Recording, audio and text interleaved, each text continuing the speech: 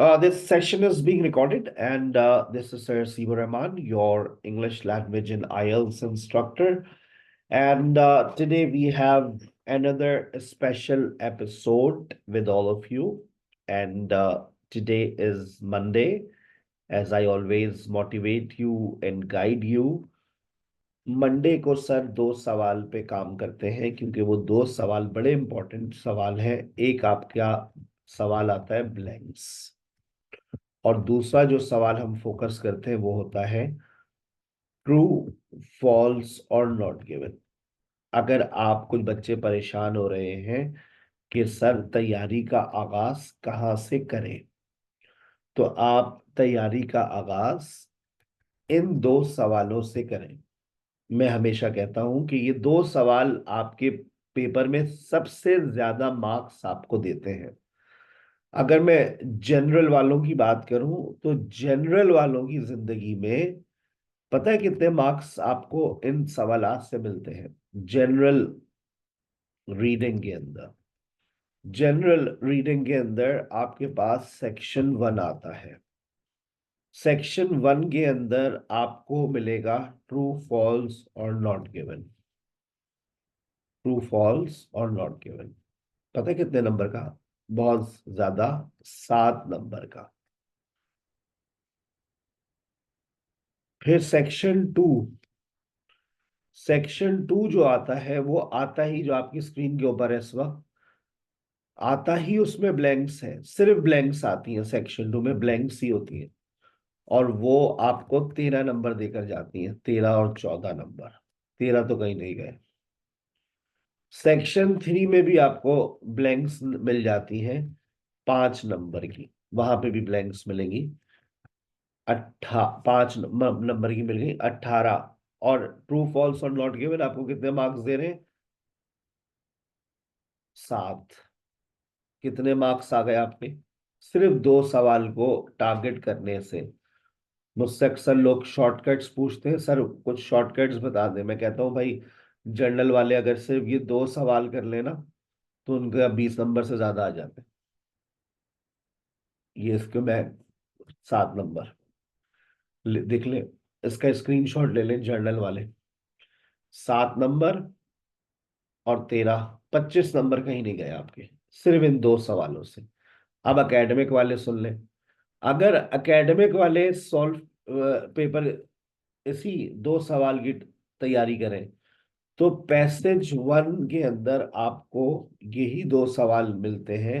आज मेरा session general reading से स्टार्ट हुआ है, एकेडमिक रीडिंग पे खत्म होगा, और आप देखेंगे कि पैसेज 1 में यही दो सवाल, ब्लैंक्स और ट्रू, फॉल्स और नॉट गिवन, आपको पता है कितने नंबर देंगे आपको?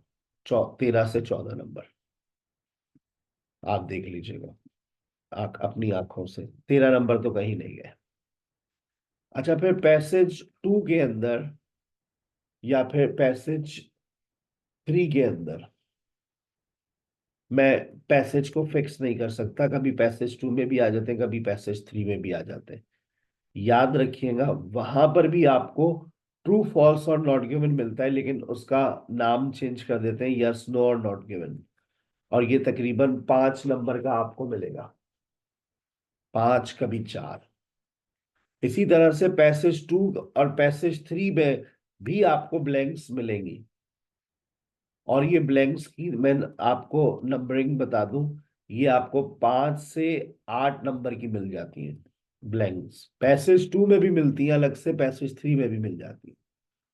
अब आप लगा लीजिए, 13 और 5, 18। 18 मैंने मिनिमम पे लगाया, 5 ब्लैंक्स लगाई है। 18 और 18 और 5 हो गए बेटा, 23 नंबर। जब भी मैं कहता हूं कि तैयारी का आगाज इन दो सवालों से करें, 23 मार्क्स मिल रहे हैं आपको एकेडमिक वालों, इन दो सवालों से, जो आज के सेशन में मैं डिस्कस कर रहा हूं। तो आप कोशिश करें कि अपनी तैयारी को टॉपिक वाइज लेकर चलें। पहले ट्रू, फॉल्स और नॉट गिवन पर काम करें, फिर ब्लैंक्स के ऊपर काम करें। जब आपको लगे कि अब बस मैं ये दो सवाल कर सकता हूं, इसका मतलब है तुमने रीडिंग का आधा पेपर क्लियर कर दिया है। फिर वो छोटे छोटे टुच्चे सवाल रह जाते हैं, वो तुम लोग करते रहोगे। जैसे अब वो कौन कौन से सवाल हैं भाई? जो सवाल आएंगे मैं बता रहा हूँ, लिस्ट ऑफ हेडिंग का सवाल। अच्छा, ये सवाल ऐसा है जो आपको 6 नंबर से ज्यादा नहीं देता। लिस्ट ऑफ हेडिंग 6 नंबर से ज्यादा नहीं देगा। लिस्ट ऑफ पीपल 6 नंबर बहुत ज्यादा, इससे ज्यादा मार्क्स देने की हैसियत नहीं रखते। एमसीक्यूज 6 मार्क्स से ज्यादा नहीं देगा। ये अब सब 6 6 मार्क्स लगा लो इन सबके। एमसीक्यूज, लिस्ट ऑफ हेडिंग, एक और आता है मैचिंग इंफॉर्मेशन, 6 मार्क्स से ज्यादा नहीं देगा। मैचिंग इंफॉर्मेशन आपके पेपर में तकरीबन 6 तरह के सवाल आते हैं, और वो 6 तरह के सवाल मेरे आपकी स्क्रीन पर है। List of heading, list of people, MCQs, matching information, paper खत्म। और मैंने आपको बता दिया ये 6 मार्क्स आपको देते हैं, 6 मार्क्स ईच। अगर ये चारों भी आ गए तो 23 आपको 23 ऊपर से मिल गए आपको 2 सवालों से। अब आप अपनी तैयारी को टारगेट, अब आप लिस्ट ऑफ हेडिंग पे बहुत मेहनत कर रहे हैं। लिस्ट ऑफ हेडिंग आपको ज्यादा से ज्यादा कितने मार्क्स दे देगी भाई? 6 number. List of people 6 number, MCQs 6 number, matching information 6 number. 6 number के लिए तैयारी कर रहे हो तुम हर सवाल की। जिसकी तैयारी ज्यादा करने की जरूरत है उसको तुम देख ही नहीं रहे हो। ट्रू फॉल्स नॉट गिवन और ब्लैंक्स। ठीक है, गॉट इट। स्क्रीनशॉट ले लें अब आप। शायद आज के सेशन से आपको एक और नई पिक्चर मिल गई हो, एक नया मिशन मिल गया हो। बस मैंने अब टारगेट कर लिया है, पहले मैं ये 2 सवाल करूंगी, और मैंने बता भी दिया ये कहाँ मिलेंगे। देखो, सेक्शन 1 में मिलेंगे, सेक्शन 2 में मिलेंगे, सेक्शन 3 में मिलेंगे। अब जहां जहां तुम्हें ये सवाल मिले उस सवाल को तुम प्रैक्टिस करो। जहां जहां तुम्हें मिले ट्रू फॉल्स नॉट गिवन और ब्लैंक्स, उसको निपटाओ, उसकी प्रैक्टिस करो। बुक 11 से स्टार्ट लो और बुक 19 तक जाओ। ठीक है, चलिए। मैं कोशिश कर रहा हूं टॉपिक वाइज आप लोगों के मॉक टेस्ट भी ले लूं। कि आज हम मॉक टेस्ट लेंगे सिर्फ एमसी ट्रू फॉल्स और नॉट गिवन का। आज हम मॉक टेस्ट लेंगे सिर्फ और सिर्फ ब्लैंक्स का, ताकि आपको खुद अंदाजा हो जाए। Now I am pretty satisfied. हो जाए, चैलेंज दे दें ये वाला, इस हफ्ते एक चैलेंज सेट कर लें। Monday, Tuesday, Wednesday, Thursday, Friday, Saturday. Saturday को इस दफा 2 टॉपिक का टेस्ट लेते हैं, ब्लैंक्स, ट्रू फॉल्स और नॉट गिवन। ठीक है, मैं ऐसा टेस्ट कंपाइल करूंगा जिसमें सिर्फ यही 2 चीजें होंगी। और एक ट्रू फॉल्स और नॉट गिवन का मतलब होता है कि 1 मिनट में सॉल्व करें उसको। तो देखते हैं आप लोग कितनी देर में उसको सॉल्व करते हैं, और कितना सही करते हैं और कितना गलत करते हैं। तो चलें। वो एक अलग से असाइनमेंट होगा, हो सकता है वो मैं थर्सडे से पहले दे दूं आपको, फ्राइडे को दे दूं, या वेनसडे की तक दे दूं। हो सकता है आज रात ही दे दूं, कि आज रात पहले लेकिन पहले थोड़ी प्रैक्टिस करो इन 2 सवालों की, फिर असाइनमेंट को सॉल्व करो। ठीक है, चलिए। अब ब्लैंक्स जब आपकी जिंदगी में आती है ना बेटा, तो ब्लैंक्स के लिए आपको सिर्फ स्कैनिंग करनी है। सिर्फ आपको स्कैनिंग करनी है और कोई दूसरा काम नहीं करना। I don't read when I see blanks. I don't read. मैंने सिर्फ इधर देखना है। देखो सर का स्टाइल फॉलो करो। Stage 1, application forms, first stage. अब अगर मैं तुम्हारी जगह होता, मैं फौरन से अपने पास लिखता स्टेज 1। स्टेज 1 को इसने किन अल्फाजों से लिखा, वहां पर इसने फर्स्ट स्टेज लिख दिया। यानी कि ये जो फर्स्ट है, ये 1 और ONE 1, ये वोकेबलरी होती है आपकी, कि यहाँ 1 है, फर्स्ट है, 1 है, एक ही बात है। ठीक है ना, यहाँ न्यूमेरिक में लिख कर दिया, वहां नंबर में लिख कर देगा। ऐसा होता है। तो द फर्स्ट स्टेज 1। अब दूसरी चीज जो मेरे मुझे नजर आ रही है वो है गो online and apply for jobs advertised. तो मैंने कहा गो ऑनलाइन, तो मैंने यहां देखा ऑनलाइन। देख रहे हैं आप, go online and apply for jobs advertised. Apply for job, apply for a current vacancy. अब यहां लिखा हुआ है give proof of achievements. Give, अच्छा जो गिव का वर्ड है ना, मैंने बुक 11 to 19 को काफी मर्तबा पढ़ा है। तो give is equal to provide, लिख लो अपने पास। Give is equal to provide. अच्छा, वो लोग यहाँ पर नाउन लिखते हैं और वहां पर वर्ब लिख देते हैं। यहाँ पर ना जो वर्ड लिखते हैं उसका सिमिलर वर्ड आपको लिख कर दे देते हैं, सिनोनिम्स का इस्तेमाल करते हैं। ये बात ध्यान में रखें। अब यहाँ लिखा हुआ है गिव प्रूफ ऑफ अचीवमेंट्स, वहां पर लिखा हुआ है, देखें प्रूफ का वर्ड नजर आ रहा है। देखो वर्ड उन्होंने, देखें बदल दिया उसने आपको, एविडेंस, सिमिलर वर्ड इस्तेमाल कर दिया। गिव की जगह पर क्या आ गया, प्रोवाइड आ गया। अब एजुकेशन से क्या मुराद है, एकेडमिक बैकग्राउंड। एकेडमिक बैकग्राउंड, अच्छा अब देखो इनका स्टाइल समझो। यहाँ तो जुमला खत्म हो गया, ये तो जुमला खत्म हो गया, देखो फुल स्टॉप लगा हुआ है, जुमला खत्म हो गया।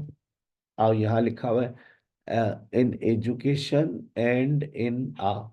तो जरूरी नहीं है कि वो आपको डिट्टो एज इट इज लिख कर दे दे। आप इसको देखें, डैश से पहले क्या लिखा हुआ है, डैश से पहले क्या लिखा हुआ है, in uh. Give proof of achievements for both education and in uh.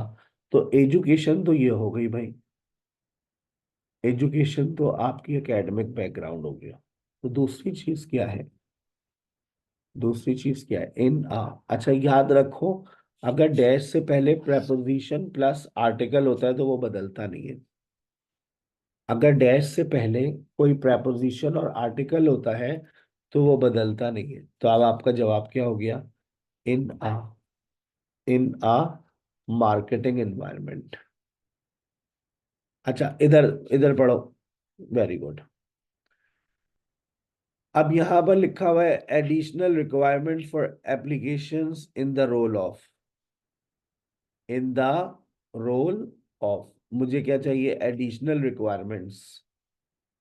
Additional requirement, additional का मतलब एक्स्ट्रा, एडिशनल का मतलब एक्स्ट्रा। तो देखिए आपको कहीं नजर आ रहा है additional, interested, interested,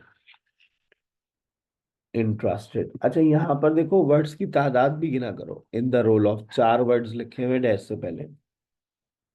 in uh career as uh, in the role of, in uh career as uh. अब तुम्हें ऊपर देखो कितने वर्ड्स लिखने की इजाजत दी हुई है, you are allowed to write 3 words.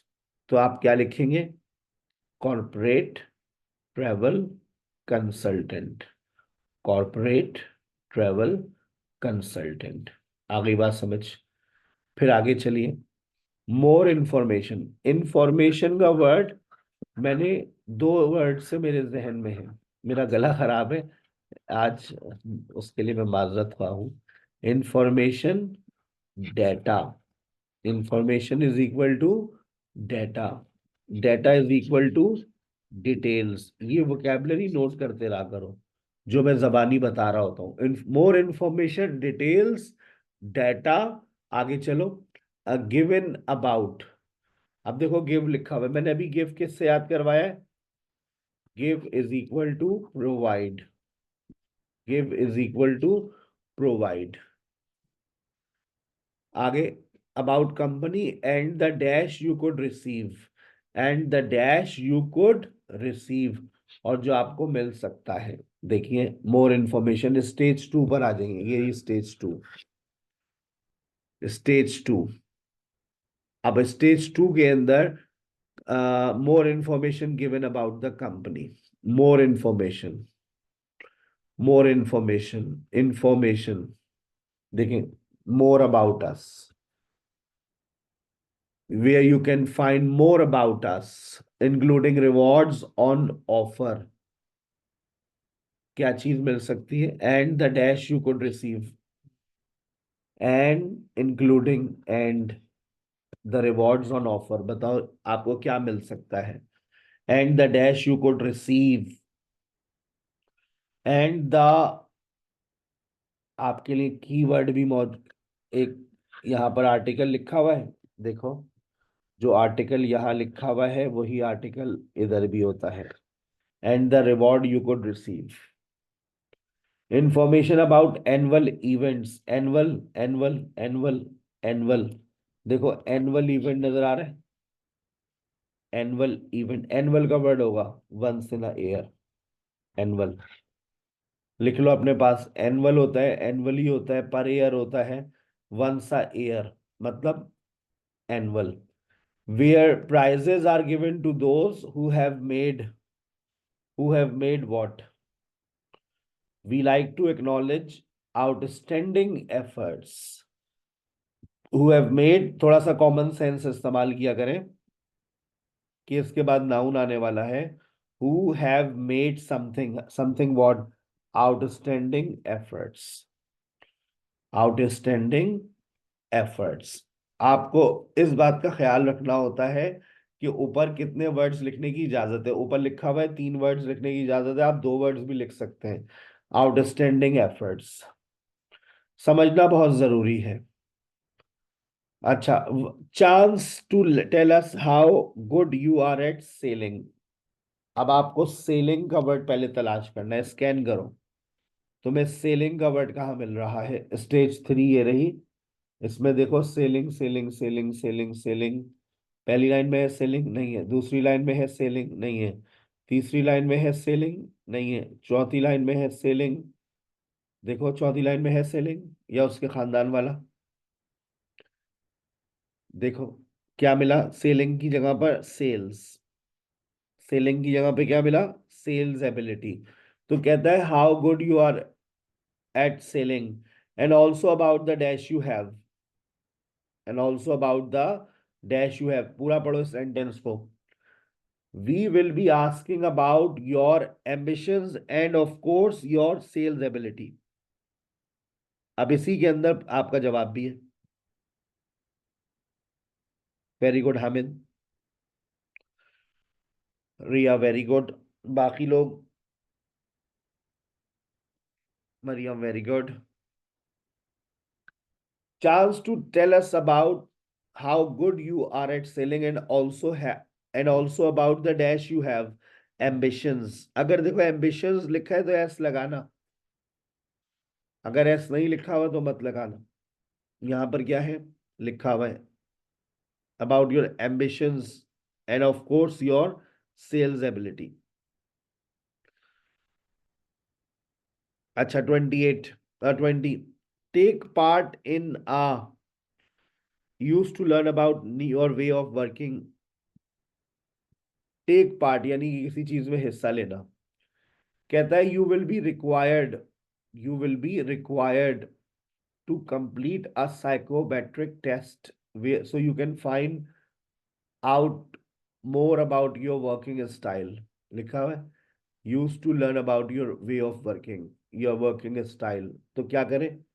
Take part in a, you will also be required to complete uh, take part in a psychometric test. 3 words लिखने की इजाजत है, पूरा लिख ले। Psychometric test. Meet a manager, अब मैनेजर को तलाश करें, स्टेज 4 में चले जाइए। मैनेजर को तलाश करें, manager, area leader, area leader is a manager. कहता है meet a manager and the dash working in a particular store. Manager तो हो गया लीडर, तो बताइए अगला क्या होगा? और वहां पर जाकर किससे मुलाकात करें? मीट अ मैनेजर और किससे मुलाकात करें? तो देखो वहां लिखा हुआ है where you will meet the team and find out more about. तो आप किससे मुलाकात करें? पहले you will be introduce to the area leader and you will also visit one of our shops where you will meet the team. तो यहां पर क्या होगा? द टीम, दा भी लिखा हुआ है वहां पर, टीम से पहले भी दा लिखा हुआ है। आगे चलिए। मैंने पैराग्राफ को नहीं पढ़ा, मैंने सिर्फ स्कैन किया। ठीक है, there are certain places in the building that should not, that should avoid unless they have, जब तक उनके पास क्या ना हो। अनलेस का मतलब हो जाए जब तक नहीं, अनलेस दे हैव जब तक उनके पास क्या ना हो। देयर आर सर्टेन प्लेसेस, देखो इधर देखो, गौर से देखो, देयर आर सर्टेन प्लेसेस। अब ये जो प्लेसेस है ना, तो ये आपको मिलेगा, देखो, areas is equal to places, लिख लो, areas is equal to places. वहां पर उन्होंने आपको मना कर दिया, don't enter restricted areas, there are certain places, यानी कि restricted areas in the building that should avoid unless they have. बताओ क्या होगा, कॉमन सेंस यूज करो। वेरी गुड, बस कॉमन सेंस इस्तेमाल होना चाहिए। अगर जवाब अभी भी नहीं समझ आया तो फिर क्या होगा तुम्हारा कालिया? एथोराइजेशन, एथोराइजेशन, इजाजतनामा, इजाजत। To ensure people can get out easily, इस बात को यकीनी बनाए कि लोग बाहर निकल सकें। It is important to that there are no dash to exist, एक कॉमन सेंस बताओ, सिंगुलर आएगा या प्लूरल आएगा? There are no dash to exits, singular आएगा या प्लूरल आएगा? मुझे सबके मैसेजेस मिल रहे हैं बेटा, मैं पढ़ रहा हूँ फौजिया आपके मैसेजेस। आप चाहती हैं कि मैं आपका नाम लेता रहूं तो मैं लेता रहूंगा। नहीं फौजिया, बताइए सिंगुलर आएगा या प्लूरल आएगा? देयर आर नो डैश, आपने फौरन पहचान लिया, देयर आर के बाद हमेशा प्लूरल नाउन आता है। अब देखो, पहले तो ensure people can get out, और एग्जिस्ट, एग्जिट्स, तुम्हें एग्जिट्स का वर्ड नजर आ रहा है? देखो,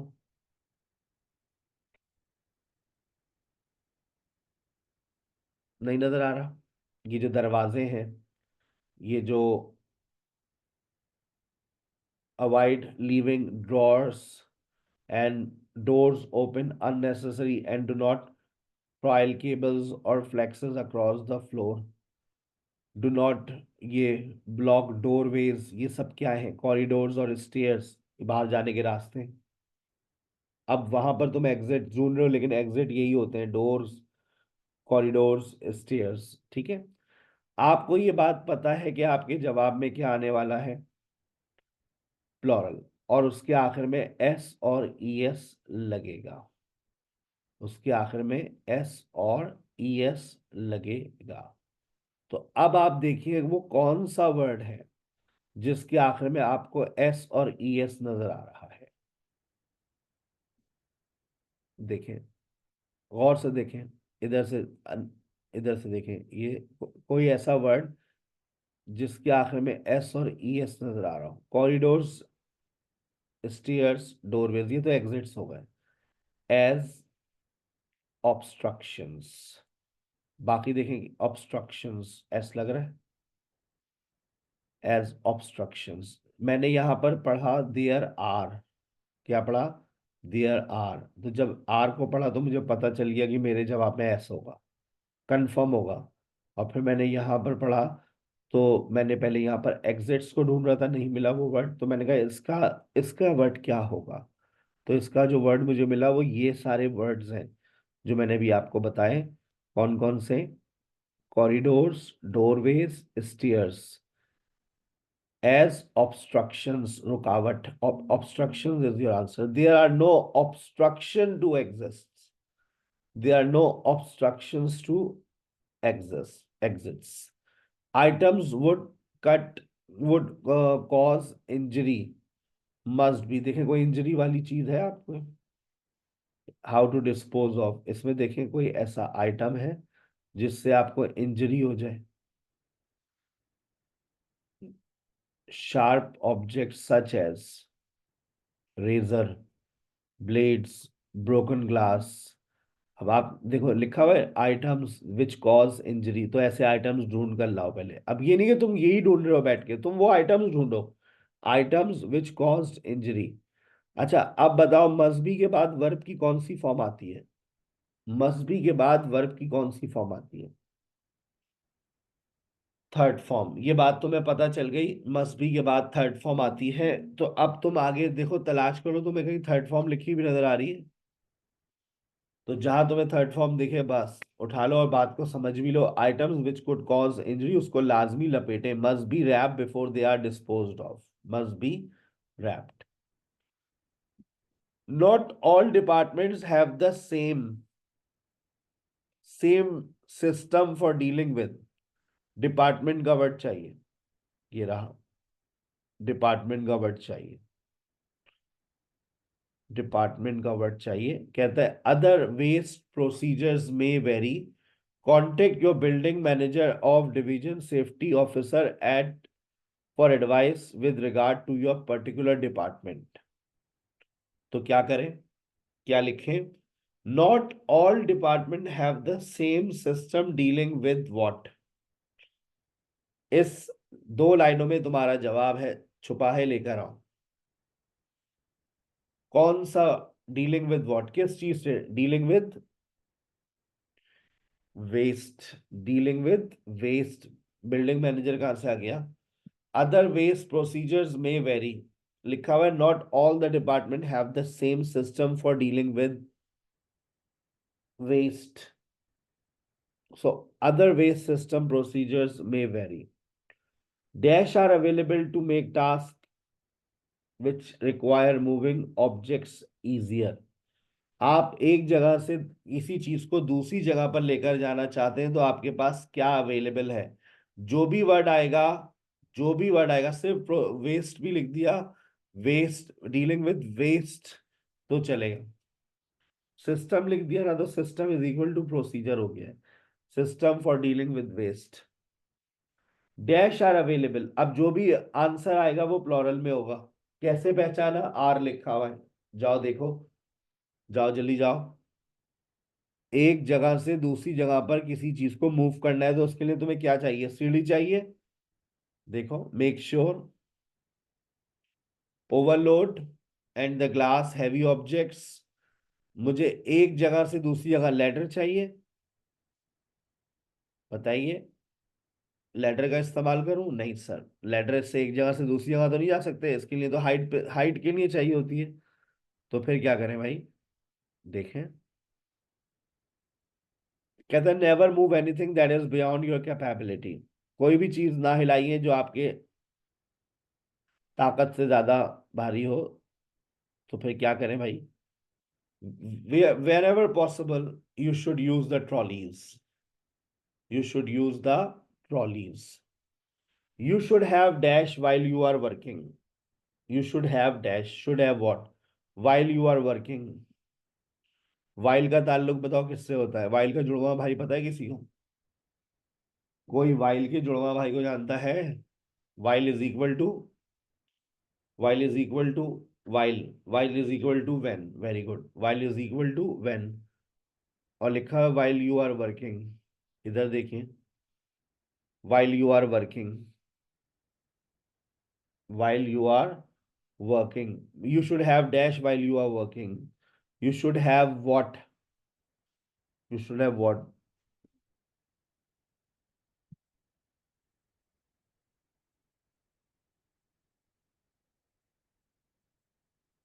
नजर आ रहा है while you are working? नहीं नजर आ रहा? देखिए मिलेगा आपको।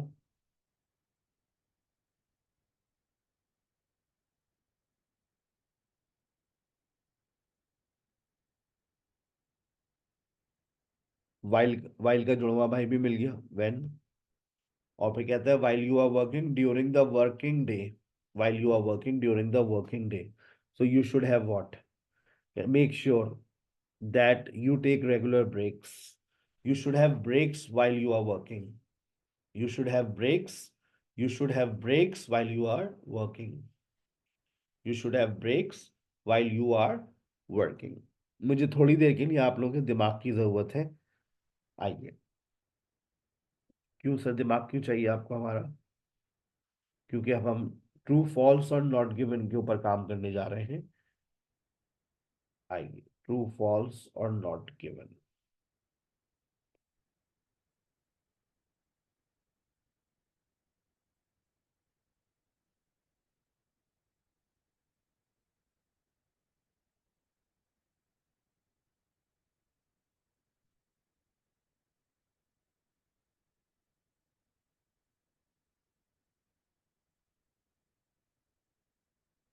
अब आप गौर से देखिए, ट्रू फॉल्स और नॉट गिवन में सर क्या करना होता है?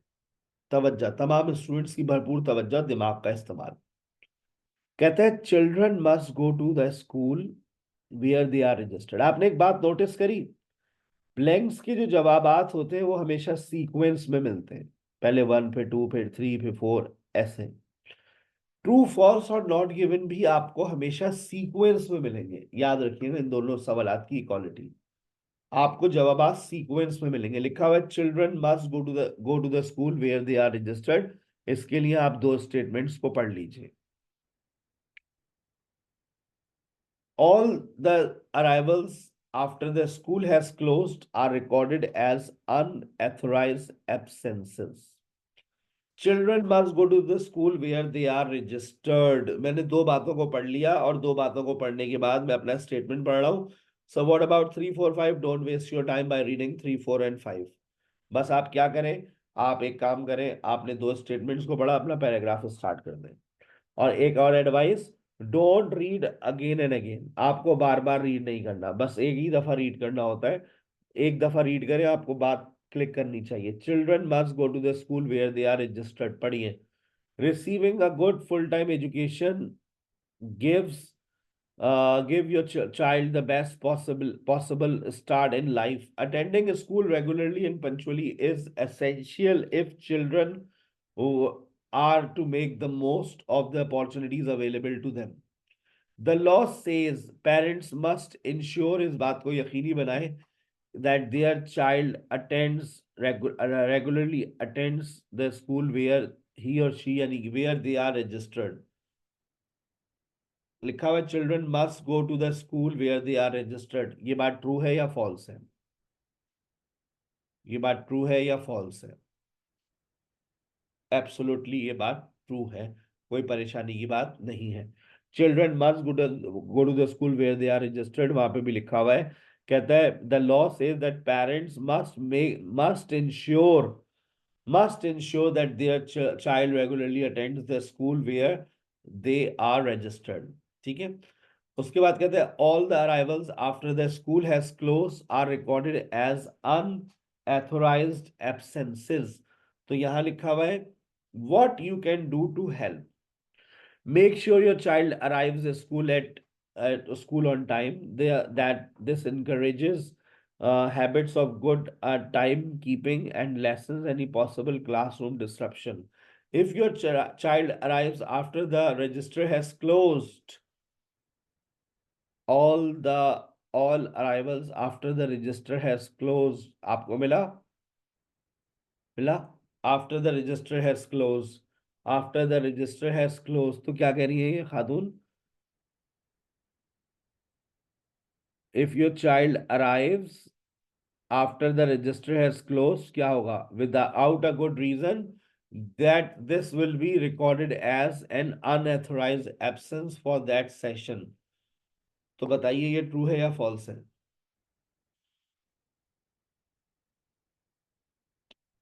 किसी ने कहा ट्रू, दो वो ट्रू के लिए आ रहे हैं। जो लोग ट्रू कह रहे हैं वो टिक लगा दीजिए, और जो लोग फॉल्स कह रहे हैं वो क्रॉस लगा दीजिए।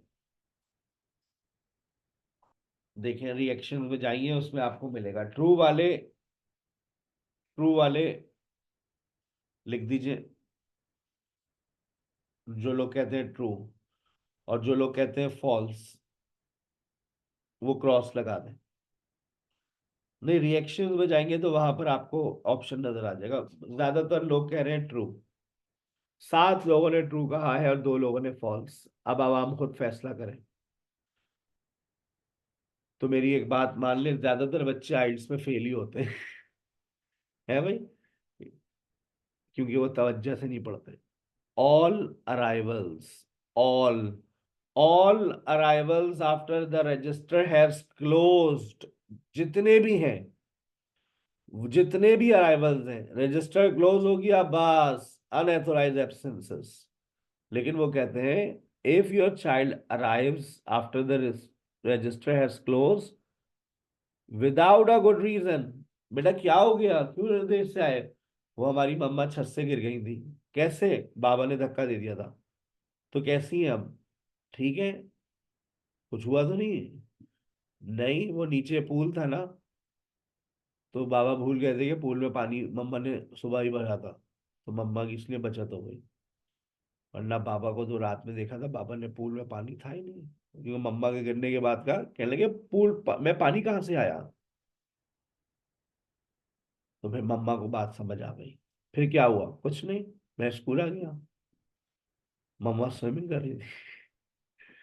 अच्छा, विदाउट अ गुड रीजन। अब देखिए वहां पर एक रीजन दे दिया है, बच्चे का लेटा नहीं, सॉलिड रीजन है भाई। वहां लिखा हुआ है ऑल अराइवल, वहां लिखा हुआ है विदाउट अ गुड रीजन। तो फिर अगर कोई रीजन अच्छा होगा तो ठीक है, आपको अनऑथराइज्ड एब्सेंस उसको रिकॉर्ड नहीं किया जाएगा। तो नॉट ऑल, अब ये एक वर्ड ने फैसला कर दिया है, all arrival after the school register has closed are recorded as unauthorised absence. जी नहीं, इट इज एब्सोल्युटली फॉल्स। और ज्यादातर बच्चों ने इसका जवाब लगाया था ट्रू। ठीक है, अब आप टिक और क्रॉस लगाते रहिएगा, अब आपका रिएक्शन फीडबैक बड़ा इंपॉर्टेंट होता है। That's very good. चलिए अगला देखिए, if your child is absent from school you must send the school a letter to explain why. Sir ये मैं आपको खुद बताता हूँ, आइए बताइए, ये लीजिए। If your child has to miss school it is vital that you let the school know why. बताइए ट्रू और फॉल्स। अब तो बिल्कुल, if your child has to miss school it is vital that you let the school know why. True और false, दो vote आ गए, तीन वोट आ गए, माशाल्लाह, तीन चार वोट लग गए, आ गए, पांच वोट आ गए ट्रू के, किसी ने कहा फॉल्स। और अगर आपको लगता है ये नॉट गिवन है तो आप चैट में लिख दें सर ये नॉट गिवन है। ट्रू फॉल्स का वोट आप रिएक्शन के थ्रू दे सकते हैं। छह लोग कह रहे हैं ट्रू है और एक ने कहा है फॉल्स है, तो जब ट्रू के वोट ज्यादा पड़ रहे हैं इसका, और not given, not given, not, Maria कहती है ट्रू, रीता कहती है ट्रू। हाँ सर देखे ना प्यारे सर, अच्छे सर, देखे लिखा हुआ है if your child is absent from school, देखें सर लिखा हुआ है if your child has to miss school. ठीक है sir, it is vital that you let the know school why. तो आप स्कूल को you must send a letter to explain why. देखे ना सर लिखा हुआ है। अब जरा बातों को तवज्जो से देखिए, यहां लिखा हुआ है if your child is absent from school, अगर आपका बच्चा स्कूल से गैर हाजिर है। यहां क्या लिखा हुआ है? If your child has to miss school, यानी कि फ्यूचर की बात हो रही है, वहां क्या लिखा हुआ है? प्रेजेंट। यहाँ क्या लिखा हुआ है? फ्यूचर, प्रेजेंट और future. It is vital that you let the school know why, कहाँ लिखा हुआ है? लेटर का वर्ड दिखा दो, किधर है लेटर? लेटर का कोई जिक्र नहीं है वहां, यहाँ प्रेजेंट वहां फ्यूचर, ऐसी तो कोई बात ही नहीं है। तो अब आपका जवाब क्या हो गया?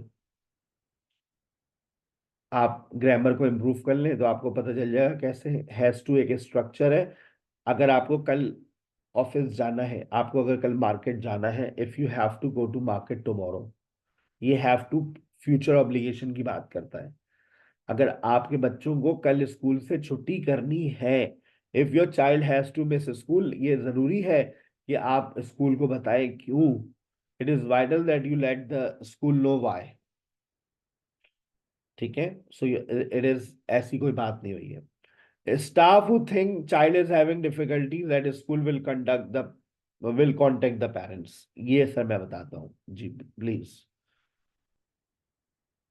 If you know or think child is having difficulties attending school, you should contact the school. True or false? हाँ सर, ये तो बिल्कुल, having difficulties at school, contact the parents having difficulties attending school, contact the, सही है sir. True और false? Letter बेटा, यहाँ letter लिखा हुआ है ना, लेटर स्कूल अ लेटर, तो ये लेटर का तो कोई जिक्र नहीं है मारिया। लेटर का कोई जिक्र नहीं है, जब किसी चीज का कोई जिक्र नहीं है तो दैट्स नॉट गिवन। अभी मेरे पास वोट आए हैं, वोट दोबारा दीजिएगा 4 के। ट्रू और फॉल्स? लोगों ने कहा false. Staff who think child is having difficulties, Daniyal ने कहा नॉट गिवन, इरफान ने कहा not given.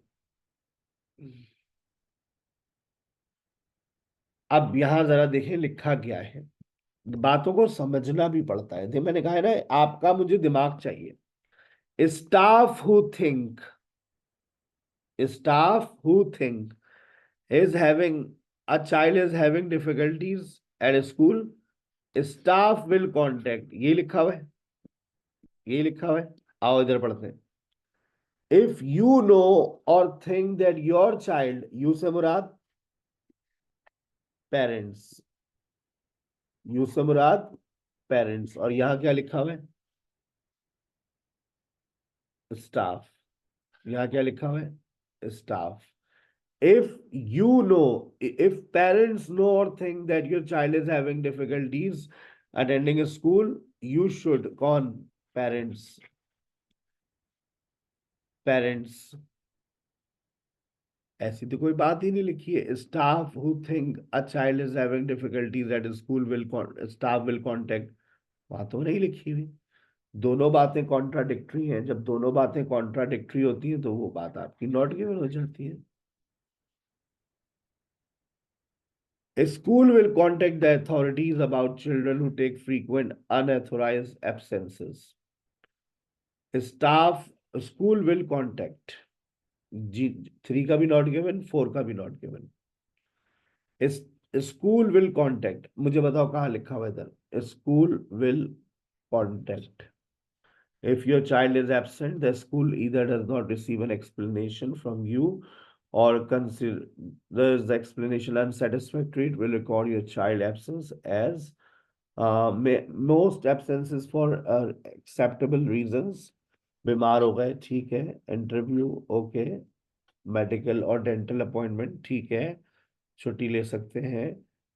Exceptional family circumstances, किसी कोई मर गया, डेज ऑफ रिलीजियस ऑब्जर्वेंस, कोई इस्लामी छुट्टी आ गई तो चले, ठीक है, मान लिया। वहां नीचे लिखा हुआ है स्कूल विल कांटेक्ट, कहाँ लिखा हुआ है? कहीं नजर आ रहा है स्कूल विल कांटेक्ट?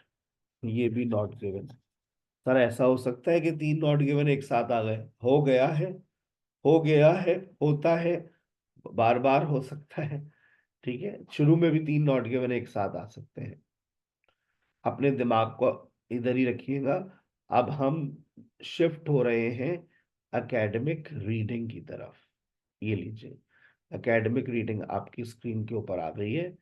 अब आपने जो बातें अभी पढ़ी हैं, आप देखिएगा वही बातें।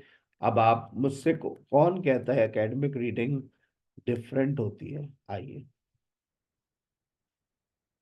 तमाम स्टूडेंट्स की भरपूर तवज्जो।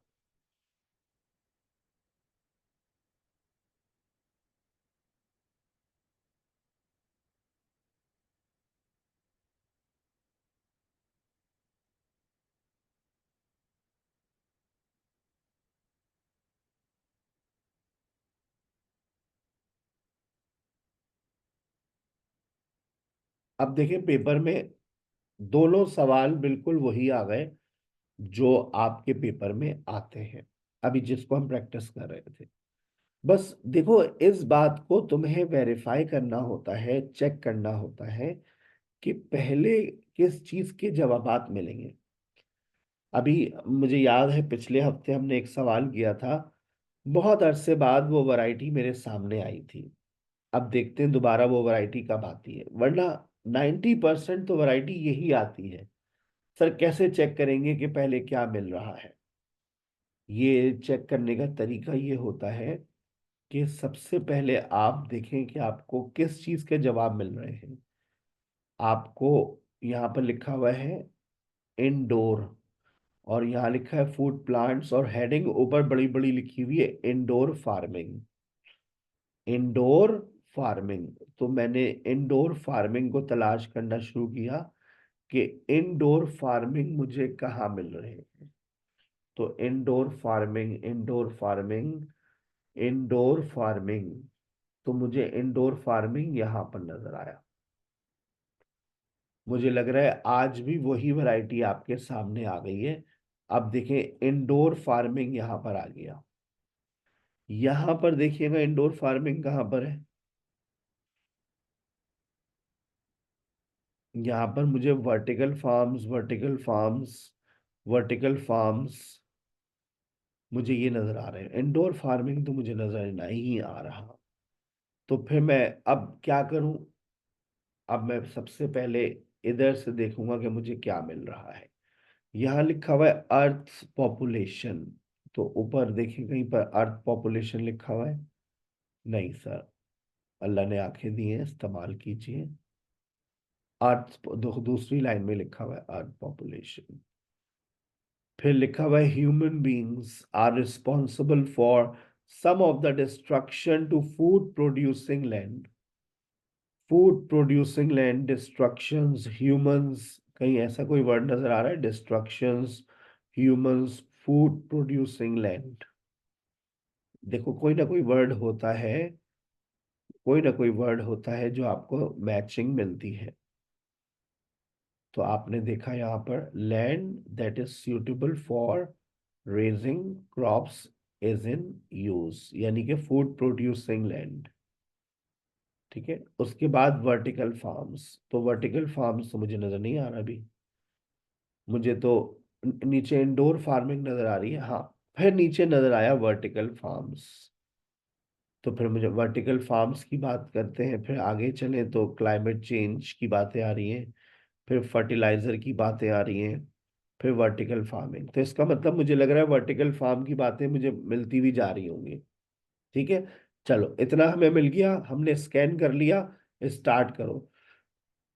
अभी तक मुझे इंडोर फार्मिंग मुझे सेकंड पैराग्राफ में मिलेगा। जब मैं सेकंड पैराग्राफ में आऊंगा तो मैं ब्लैंक को पढ़ूंगा। फिर देखो उसके बाद मुझे दूसरी ब्लैंक में वर्टिकल फार्म नजर आ रहा है, मुझे वहां पे नीचे वर्टिकल फार्म मिल गया है। फिर तीसरी में देखो वहां पे भी वर्टिकल फार्म्स है, तो मैं वर्टिकल फार्म्स मुझे मिल गया है। तो इसका मतलब ये है, ये वही वाली वैरायटी आ गई है खतरनाक वाली, कि आपके जरूरी नहीं है कि आपको पहले का जवाब पहले मिले। अब आप देखें आपको आठवें का जवाब पहले मिलेगा। ठीक है, अब आपको आठवें का जवाब पहले मिलने जा रहा है। कहता है methods for predicting the earth population have recently changed. मैं एक बात और समझा दूं आपको। देखो ट्रू फॉल्स और नॉट गिवन का फैसला करने में थोड़ी सी तकलीफ होती है। ट्रू में तकलीफ नहीं होती है, फॉल्स और नॉट गिवन में तकलीफ होती है कि ये फॉल्स है या नॉट गिवन है। क्योंकि देखो सिमिलर वर्ड मिल गया। क्या मिल गया? अर्थ पॉपुलेशन। अब ये देखकर तुम कह दोगे कि सर ये ट्रू है या नॉट गिवन है। आप ऐसे नहीं कह सकते। आप वर्ब को देखेंगे, यहां पर कहा था अर्थ पॉपुलेशन। अर्थ पॉपुलेशन। अब मुझे चाहिए हैव रिसेंटली चेंज। मुझे प्रेजेंट परफेक्ट दिखा दो कहाँ लिखा हुआ है। देखो प्रेजेंट परफेक्ट दिखा दो, टेक्निक समझो। Have recently changed, will live in urban centers applying the most conservative estimates, the human population will, फिर future आ गया, and estimate hectares of new land will be, फिर future आ गया, if traditional methods continue as they are practiced today। कहीं पर आपको present perfect दिखा, कहीं पर उसने चेंज का वर्ड इस्तेमाल किया, सिर्फ एक वर्ड लिखा हुआ है अर्थ पॉपुलेशन। तो ये देखकर ट्रू और फॉल्स कह देना गलत बात है। आप मुझे ये बताइए, आपको जो मेन वर्ब है आपका वो आपको कहीं मिला? टेंस जो आपका है वो मैच हुआ? कहीं पे भी कुछ भी नहीं मिला। हैव रिसेंटली चेंज, तो your answer is not given. Your answer is not given. ऐसी कोई बात ही नहीं हुई है कि earth population have recently changed. Will लिखा हुआ है, फिर विल इंक्रीज लिखा हुआ है, विल लिव लिखा हुआ है। परफेक्ट की तो कोई बात ही नहीं हुई है। Human beings are responsible for some of the destruction for to food producing land. अब ये फूड प्रोड्यूसिंग लैंड को देखें आगे, इधर, at present, at present, throughout the world, over 80% of the land is suitable for raising crops is in use. Land that is suitable for raising crops means food producing land. Historically, some 15% of that, yani कि 15% of the land has been led waste by poor management practices. Has been led waste by poor management practices. Management practices किसके हाथ में होती हैं? इंसानों के हाथ में होती हैं, और उनकी वजह से तकरीबन 15% जो जमीन है ना वो बर्बाद हो गई है। तो वो लिखता है human beings are responsible for some of the destruction to food producing land. ये बात सही है, लिखा है उसने 15% of that has been led west by poor management practices. It is absolutely true. ठीक है, बात समझ आई? अब आपको क्या चाहिए? वर्टिकल फार्म्स चाहिए। मैं इस इधर वापस आऊंगा जब मुझे सीजन मिलेगा, जब मुझे वर्टिकल फार्म मिलेंगे। मैंने दो वर्ड्स को अपने जहन में देखो सेव कर लिया है। अब मैं जा रहा हूं इंडोर फार्मिंग में। Some of food plants, food plant समझते हैं भाई? पोटैटो फूड प्लांट है। ऐसे प्लांट्स जो हम खा सकते हैं वो पढ़िए। इंडोर फार्मिंग पढ़ते ही मुझे बताइए, जल्दी से पढ़िए, इसमें कौन सा ऐसा वेजिटेबल है जो आप खाते हैं, ऐसा कौन सा प्लांट है जो आपकी फूड में इस्तेमाल होता है?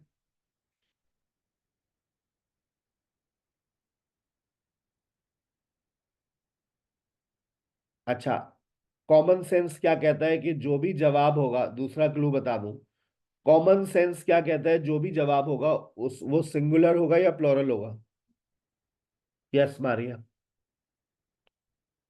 देखें, वहां पर आर लिखा हुआ है तो बस आपने कॉमन सेंस यूज करना है। जितना मैंने सर्कल किया, रेक्टेंगल किया, उसमें से कोई ऐसा वर्ड देख लो जिसमें एस और यस लगा हो, तो वो सिर्फ टोमेटोज में लगा हुआ है, उठाकर लिख दो।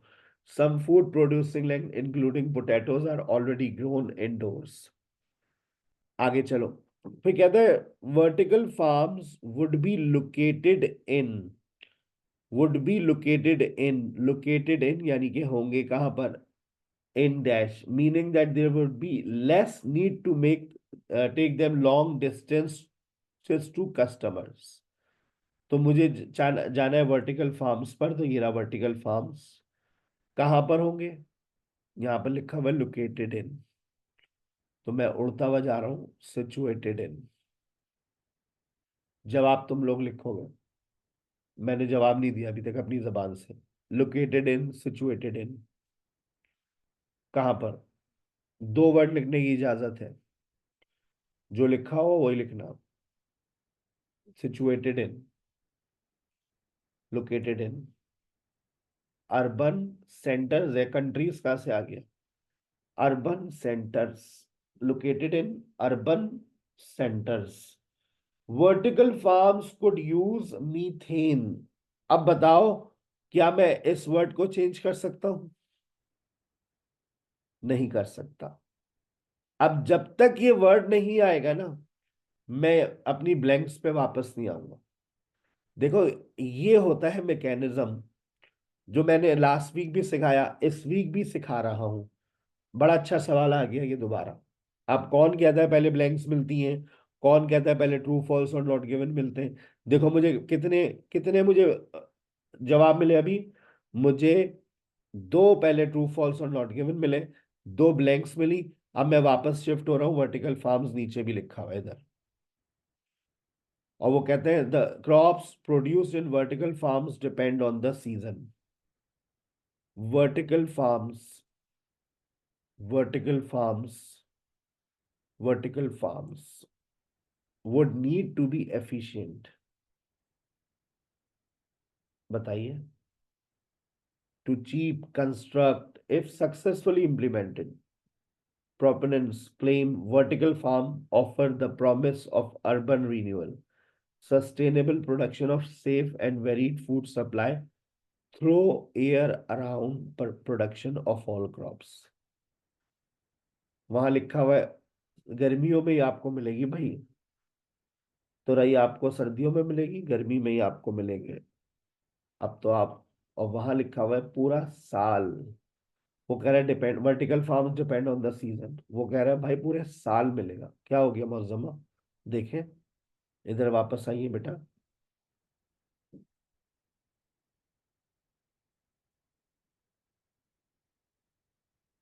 वापस आइए, इधर देखिए।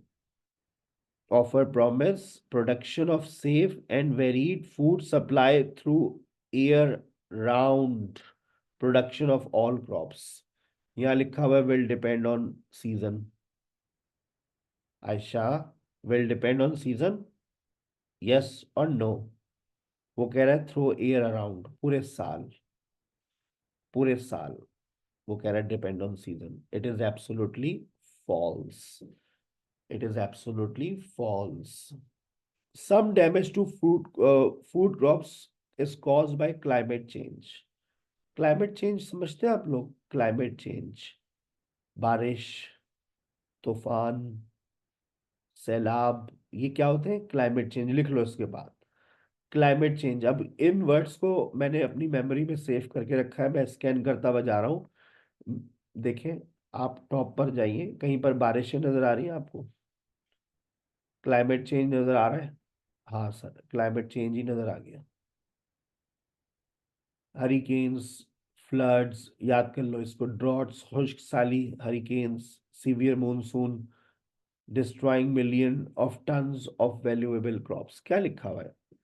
सम damage to food crops is caused by climate change. ऐसा ही लिखा हुआ है, damage, destroying millions of tons of valuable crops. Destroying यानी के damage to food crops caused by climate। It is absolutely true।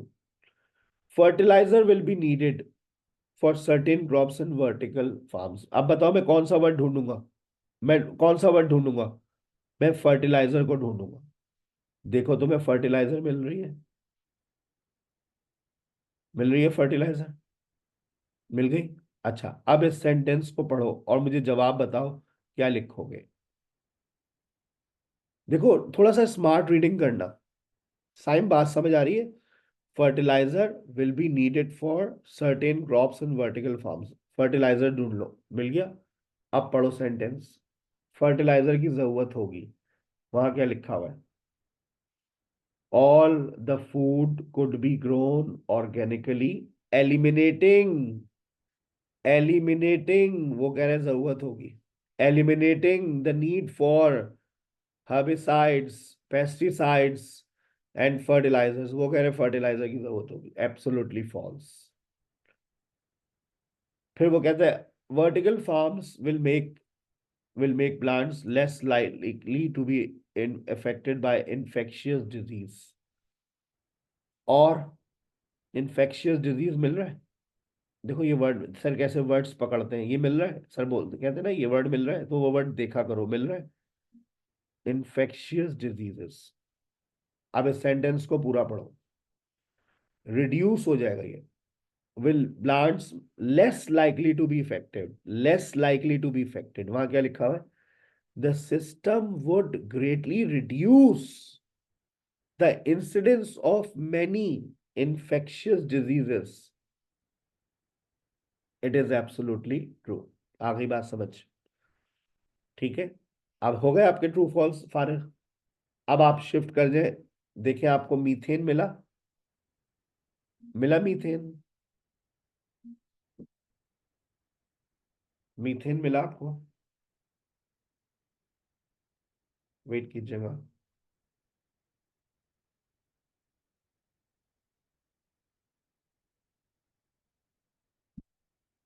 Methane. अब मीथेन के नीचे देखें, अब वहां पर जाइए ब्लैंक्स में, ब्लैंक्स, मीथेन। कहता है vertical farms could use methane from plants and animal to produce. बताओ क्या प्रोड्यूस कर रहे हैं? It would return energy. पूरा सेंटेंस पढ़ो, पूरा सेंटेंस पढ़ो। It would return energy to the grid via methane. तो क्या प्रोड्यूस कर रहे हैं? Energy. Very good. The consumption of dash would be cut. किस चीज का इस्तेमाल कम हो जाएगा? जाके पढ़ो और बताओ, किस चीज का इस्तेमाल कम हो जाएगा? सिनोनिम्स पढ़ो, जवाब दो। The consumption of dash would be cut. It would also dramatically reduce fossil fuel use. आपको दो वर्ड्स लिखने की इजाजत है, तो फॉसिल फ्यूल लिख दिया आपने। Very good Hamid. The fact that the vertical farm would need dash is disadvantage, drawback. Drawback. कौन सी लाइट, कौन सी लाइट इज अ डिसएडवांटेज? देखिए कोई लाइट नजर आ रही है इसमें? जाइए, तीन लाइनें पढ़िए। कौन सी light? Artificial light is a disadvantage. अब इतना बड़ा पैसेज रह गया है और जवाब सिर्फ दो देने हैं। तो अपनी आंखों को पूरा खोलें, खोले खोले खोले, पूरा खोले, और देखेंगे वन फॉर्म कहाँ लिखा हुआ है तीनों पैराग्राफ्स में। क्या वन फॉर्म को कैसे चेंज किया है? वेरी गुड, जबरदस्त, वन वेरिएशन। देखा, पूरी आंखें खोलने का वक्त आ गया है। खुल नहीं रही है, बंद हो रही है। One very form of vertical farming planting इन। अब इसके अंदर तलाश करें डैश से पहले इन, डैश से पहले इन। दो वर्ड्स लिखने की इजाजत है। तीन लाइनों को पढ़िए, इनको तलाश कीजिए। जवाब आपके हाथ में। ये चीज दो वर्ड्स लिखने की इजाजत है, तो लिखिए दो वर्ड्स बेटा।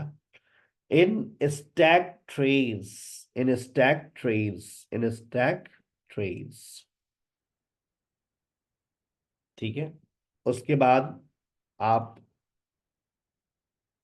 Grown on dash in towns and cities.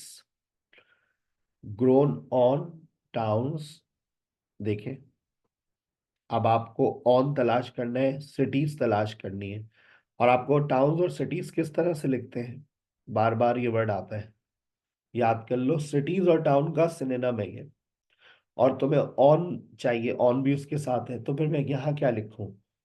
Urban तो हो गया ना, अर्बन तो हो गया। टाउन्स एंड सिटीज, अर्बन दोबारा आंसर में मत लिखना वरना गलत हो जाएगा। Common sense, common sense which is not common in Pakistan. सही है। इसी तरह का आज एक आपको असाइनमेंट दूंगा।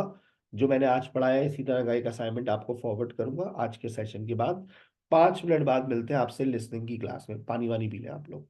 ठीक है, same ID same passcode. See you in the listening session.